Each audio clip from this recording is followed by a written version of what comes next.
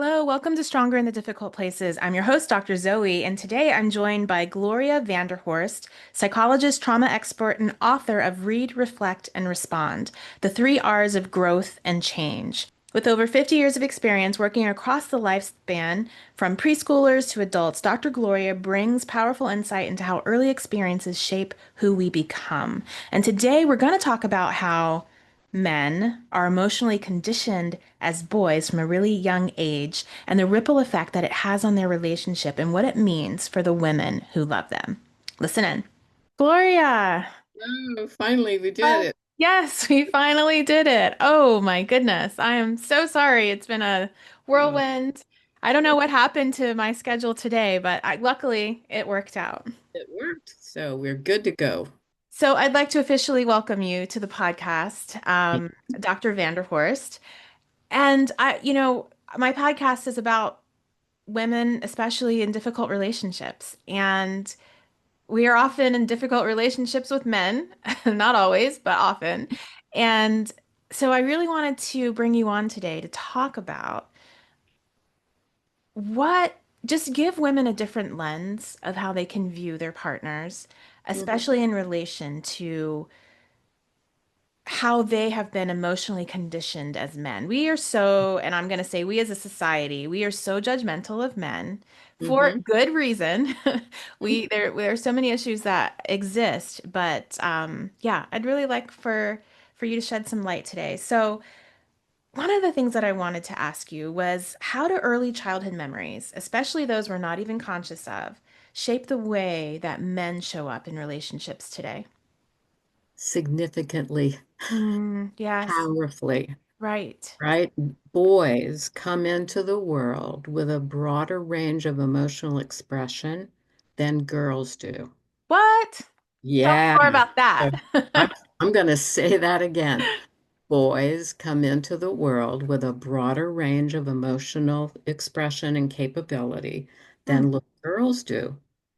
And before they're a few months old, definitely by the time they're a year old, right. we have cut that off, Mm, right? The right. way that we respond to our boy infants really discourages them from holding on to those endpoints, all right? So they can Right. go higher, Hmm. they can go lower, Hmm. but most of the time, when we interact with a boy, and it's the majority of time, it's mothers, it's women Right. interacting with boys, we're not comfortable with the upper range and the lower range.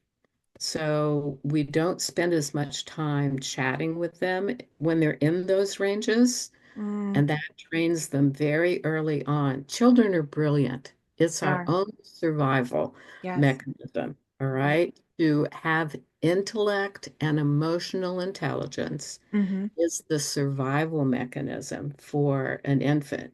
You Yeah. can take a very healthy, well-fed infant, Hmm. right?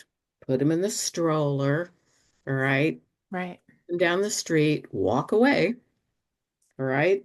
Leave them on the street, and within a few seconds, they're going to start to fuss Yes. and cry because they know that they have just been abandoned, Hmm. Hmm. right? And so Absolutely. they know their survival mechanism is to stay connected with other people.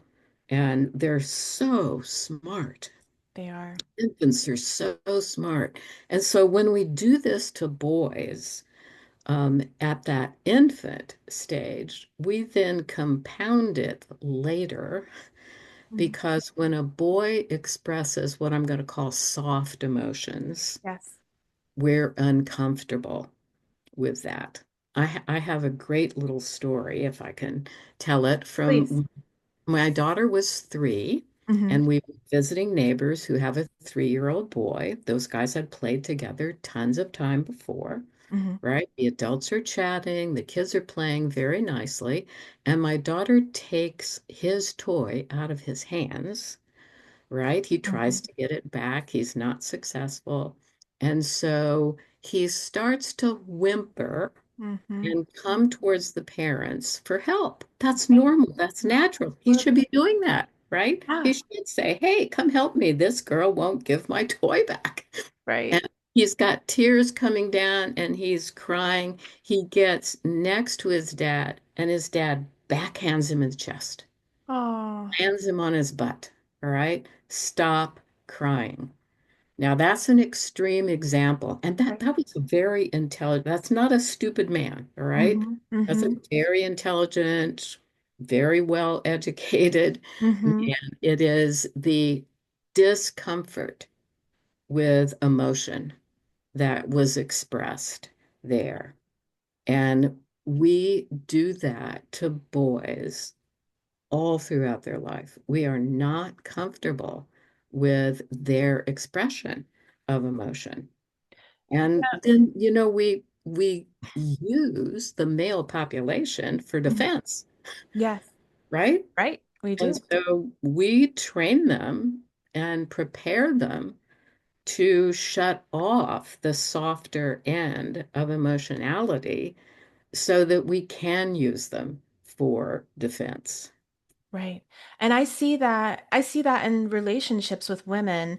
And I know that this happens on a, well, we know it's a societal thing, which It means is. also that we are all culturally Right. conditioned. Yeah. And I think that women are not necessarily aware, but I see so many women who say, "Oh, I want a man who is nurturing and empathic and has all of these, what you would call, the softer Right. types of qualities." But when he shows up that way, I've seen women be disgusted by it, right? Right. I've Right. seen them push that away, call it needy, call it whatever, without recognizing that that's the very thing that they said they wanted, but they Yeah. only wanted it in a very small way. They didn't Right. want it in a way that served them, right? Only in a very small way, in a way that served them. They didn't really want him to actively express his own emotions, especially Right. when it came to himself or what was going on with him. And at the same time, if they were in relationship with a female expressing that same range of emotion, they Right. would be softer, they would be Absolutely. comfortable, they would be curious, Yes. they would be interested, they would be supportive. This is a human being. Mm, This is a human being, right? It should make no difference whether this is a male human being or a female human being. This is a human being. And if we take away their access when they're infants hmm and then don't really welcome the tenderness, the softness, the neediness when they get to be older, we have set ourselves up to be abandoned. It Right. is a form of emotional abandonment. We've set ourselves up to be abandoned by male partners. So let's talk about that because that's so powerful. We abandon them emotionally, we being mothers, right? And Right. then our society, and then they end up abandoning us emotionally in relationships. So, what are the patterns that you most often see in men who are emotionally disconnected in relationships?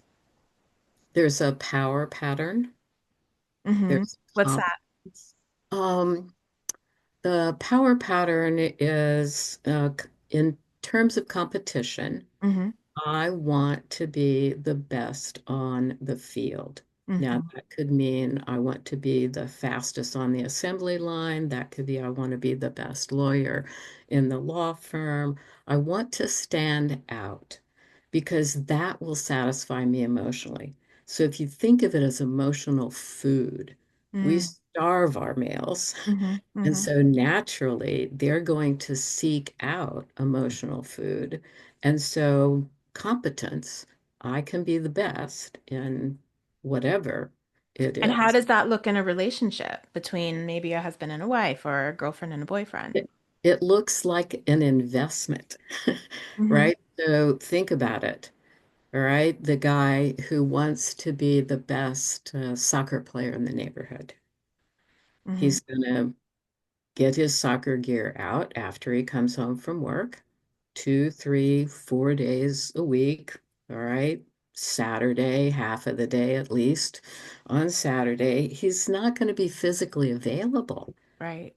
because Same it's thing is true. invested I in mean, something else. yeah, think of the law firms, all right, full of guys who are working 12-hour days. Yep.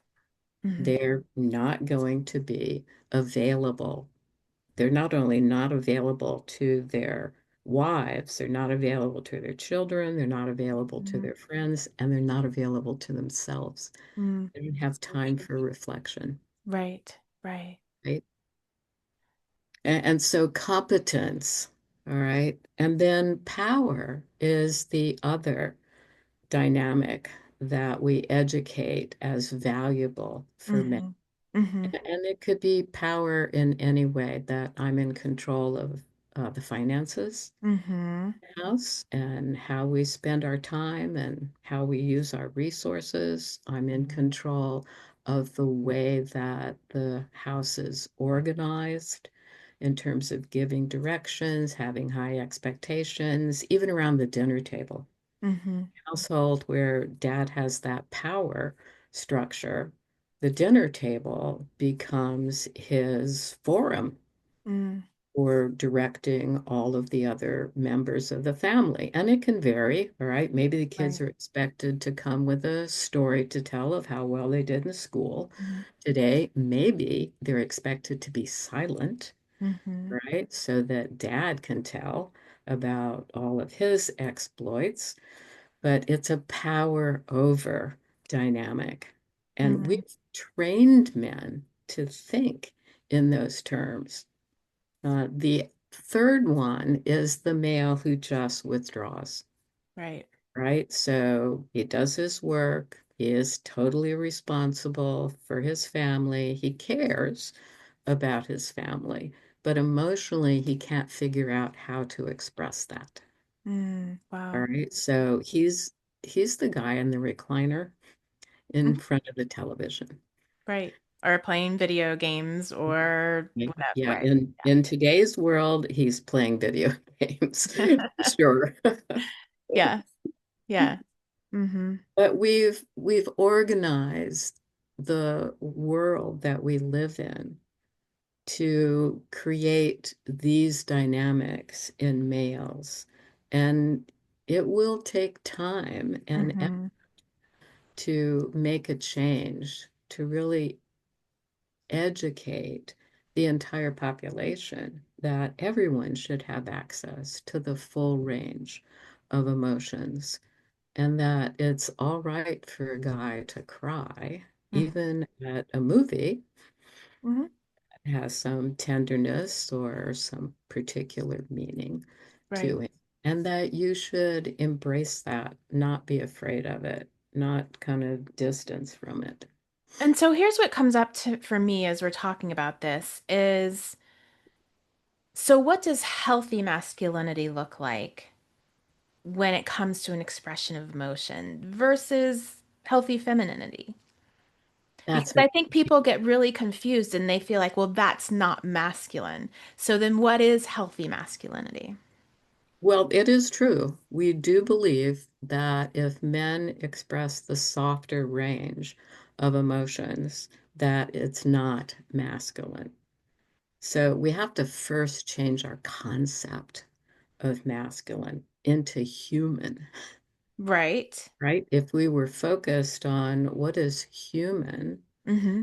and tenderness, Mm-hmm. right? Attachment would be something that the male could enjoy, could talk about, could express verbally and non-verbally. Mm-hmm. Like the example you gave earlier. If a guy starts to cry over something, we go, hmm, right? Right. What's wrong Mm-hmm. with him? Mm-hmm. Mm-hmm. Instead of, gosh, that's great. That's sweet. I'm Yeah. glad it moved you in that Yeah. way.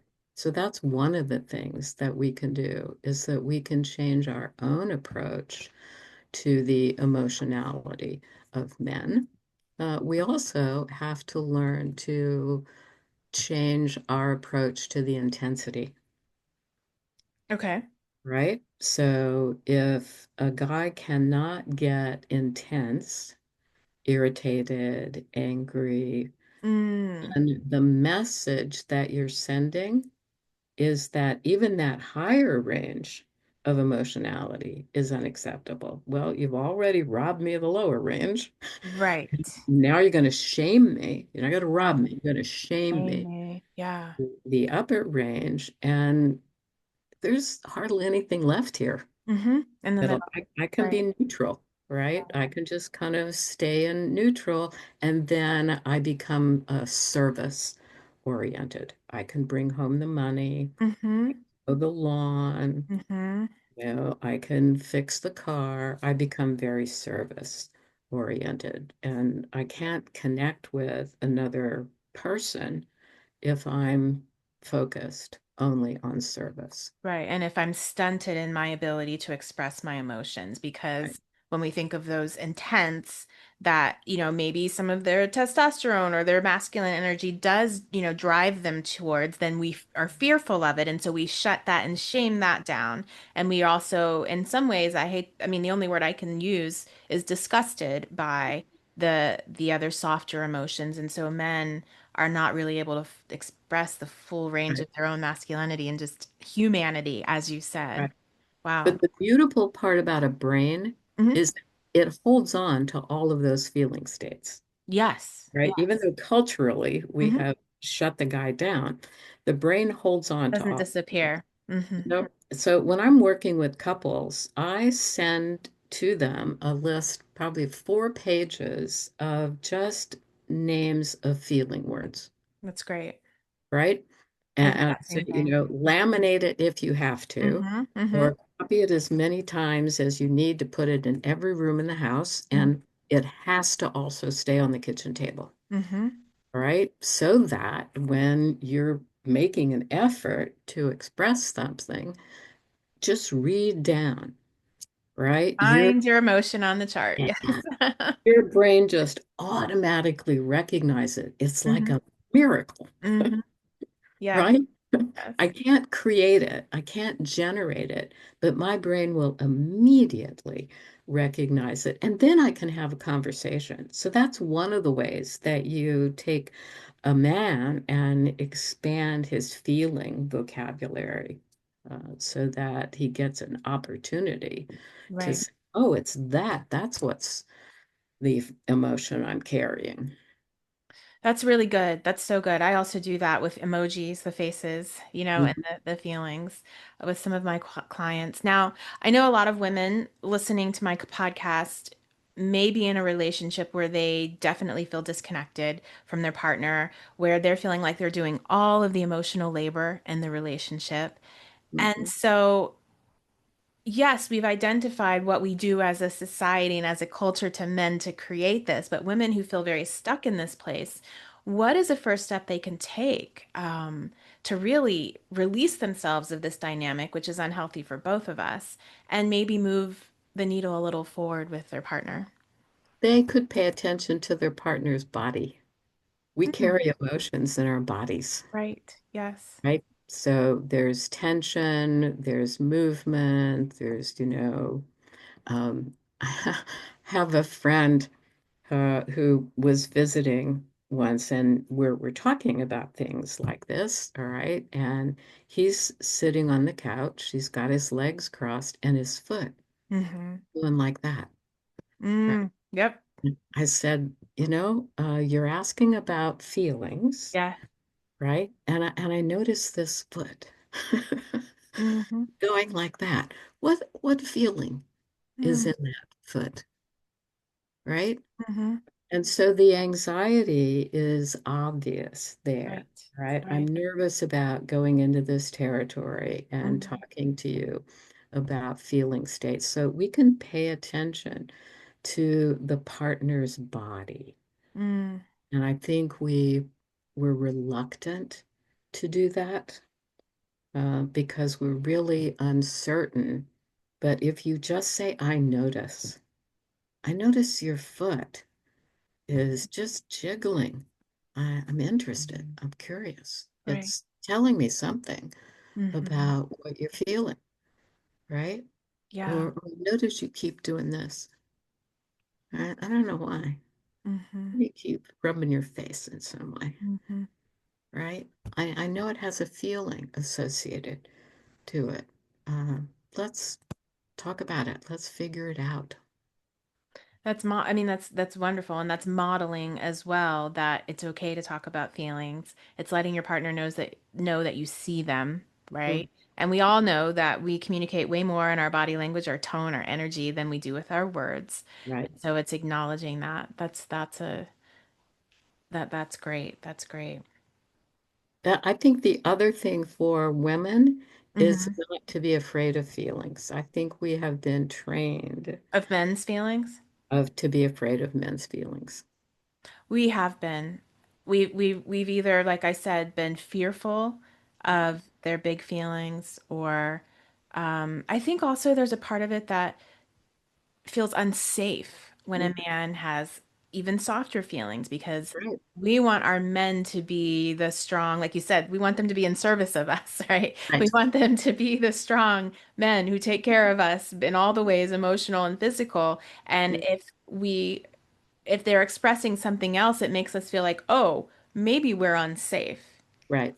And so we've got to be able to work through Hmm. understanding what safety means, right? Right. Restructuring what safety actually means in a relationship and recognize that our partners also need to feel safe. Our men need to feel safe emotionally in Right. order to show up for us too. And what you've just done is you've put a couple together, right?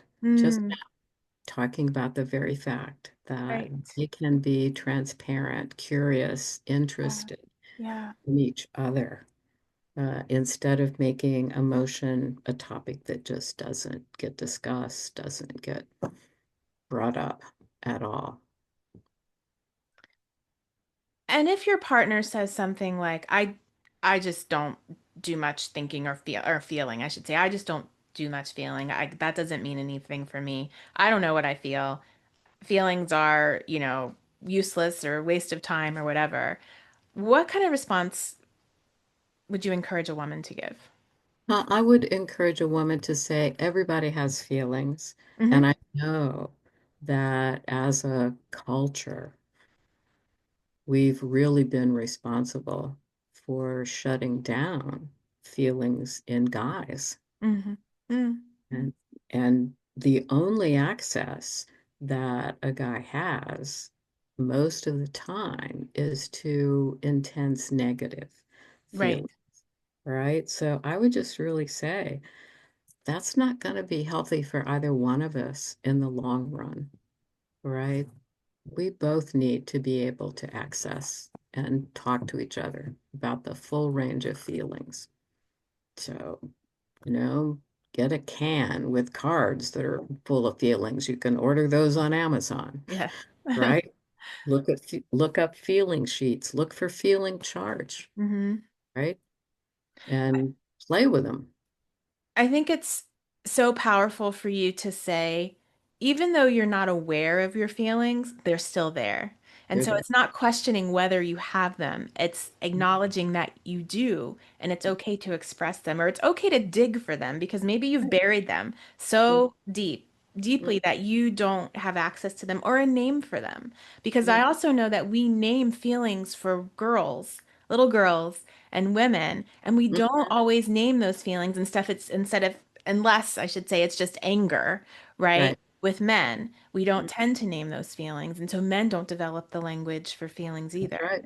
And we've That's right. got to give them that language. Here's the other thing we could do, all right? We could help our little boys, Right. Yeah. right? Yeah. Legitimize, get familiar with Right. the full range of feeling words. And we could do it intentionally. Mm-hmm. We could Absolutely. pull out a feeling word and play with it for a Mm-hmm. week, all right? Mm-hmm. Have fun with it, get silly with it, get Yeah. serious Right. with so that you're building a feeling vocabulary for the boy. For young boys, yeah, in your life, yeah. And so it is very responsive, very reactive to what are you experiencing right now? And I think that's how we all grow, is Absolutely. get stimulated in the present, or we Yes. get challenged Right. in the present. And then we either take up the challenge and say, Mm-hmm. okay, I'm going to think about this. I'm going to do some work on this. I'm going to Mm-hmm. reflect Mm-hmm. here. Or we go, oh no, I don't want to, I'm not looking at that. Not All doing right. that. Yeah. We throw it away.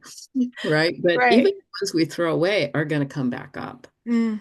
So again. true. All right. They visit us again. So true. It's a great book. I could tell you one surprising story. Mm-hmm.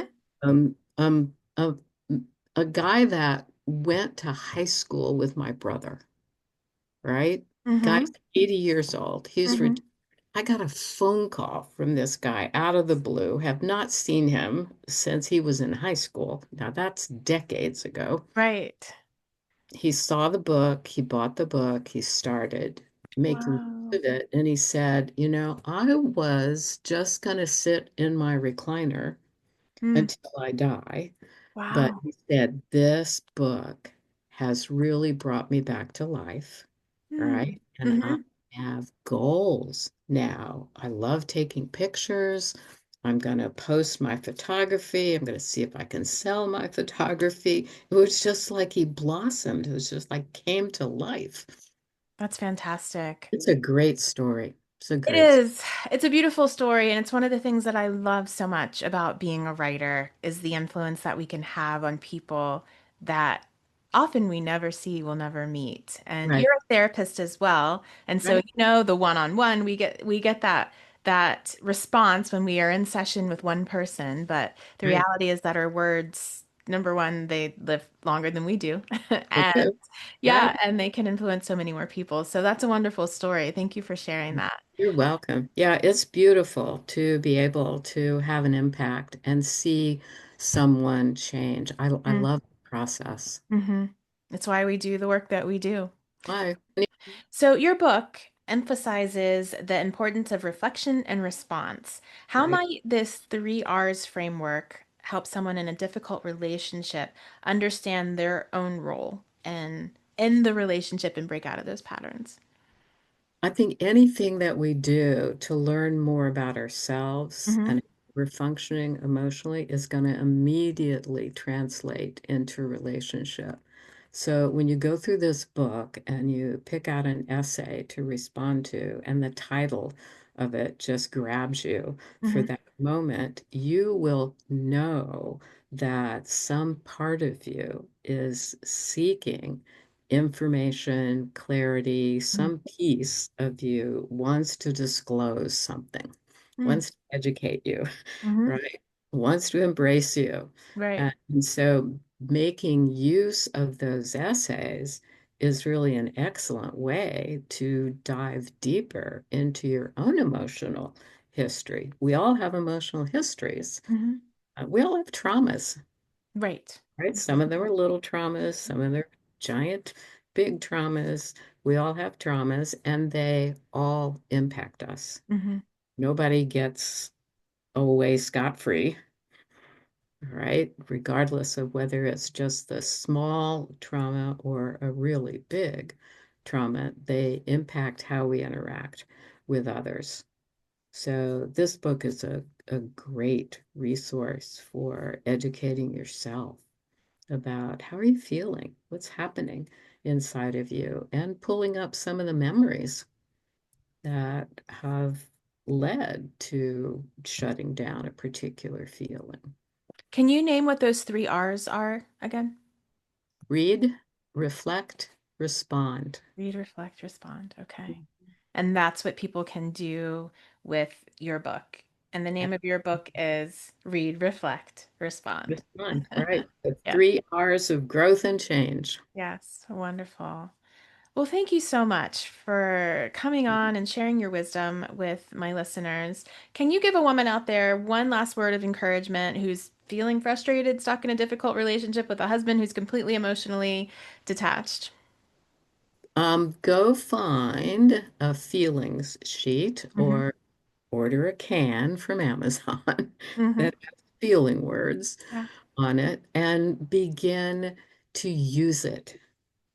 Everybody has access to the full range of emotions, you have to be able to facilitate that access. You can't expect a guy to access magically. It's Right. never going to happen, Right. right? We have trained them We have. not to head into that territory. The reason our jails are full of men, Hmm. right, Right. is because we've shut off their access to emotional expression. So they end up expressing anger, Right. Yes. right? Uh, and so be brave enough to say to your partner, I want to know more about the feelings that you carry Mm. with you. And we're going to play some games to access those. I love It's a great thing to do at the dinner table. It's a good thing to do in the car. it is. Yes. Thank you so much. Thank you so much for coming on today. And how can people find you? How can people find your book? They can definitely find the book on Amazon, and Hmm. they can find me through my website, and there are all different resources on the website. Hmm. And the website is www.drvanderhorst.com. So it's www.drvanderhorst.com. And I'll put that in the show notes as well. That's Thank you great. for coming on today, and we wish you the best with your book. Thank you. Thank you very much. I enjoyed talking with you. I did as well.